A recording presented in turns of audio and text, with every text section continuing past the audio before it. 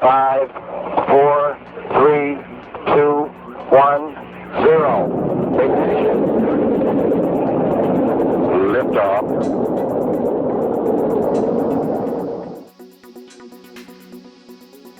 Hi everybody, welcome to the first real video on this channel. Today I will tell you about Project Gemini and how it isn't very popular, but in my opinion it should be. Well, let's start then. Gemini looks like this. These are the RCS ports, this is the fuel adapter, and here are the parachutes. In my opinion it looks nice and it was very practical. Project Gemini was NASA's second human spaceflight program. It flew between Mercury and Apollo. Gemini started in 1961 and stopped in 1966. The Gemini spacecraft carried 2 people and 20 people flew on Gemini. In doing so, it allowed the United States to catch up with the lead Soviet Union had in the space race. There were also plans for lunar missions with Gemini in 1961. It was believed the Gemini spacecraft could fly in lunar missions before Project Apollo, and it could cost less, but NASA's administration did not approve those plans.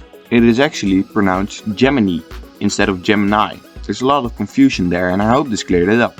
Some of the goals of the Gemini program were to show how humans and equipment could be in space for extended periods, to practice rendezvous and docking for Project Apollo, to do EVA or spacewalks and to see how the astronauts could perform tasks there, to perfect techniques of atmospheric re-entry and touchdown at a precise location on land.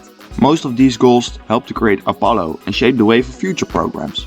Gemini flew on the Titan II. This rocket was very hard to get human rated because of something called pogo. This is when your rocket starts shaking, and doing this it would eventually break up by aerodynamic stress. This is something that the Saturn V also had for a while, and it's really dangerous. Oh, and by the way, the Titan II was a literal missile. In 1964 and 1965, 2 Gemini missions were flown without crews to test out the systems, including the heat shield. Then they flew 10 flights with crews in the same years. All were launched by Titan II launch vehicles. These were my favorite things that happened in the Gemini program. On Gemini 4, Ed White became the first American to make an EVA.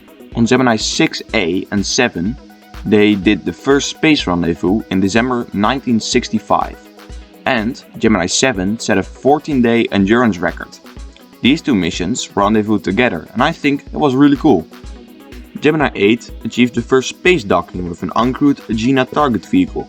This mission almost ended catastrophically when an RCS port became stuck and started spinning the spacecraft. Neil Armstrong, yes, that was the first man on the moon, he was on that mission, used re-entry motors of Gemini to stop spinning, thus saving the mission. I found this so cool.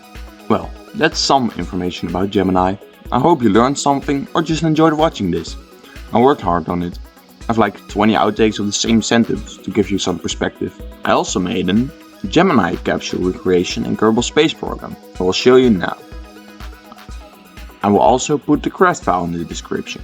So if you enjoyed this video, please like and subscribe and share this video with your friends and family to make them up to date on the Gemini. This was the first real video of Teun Does Space. I'm out.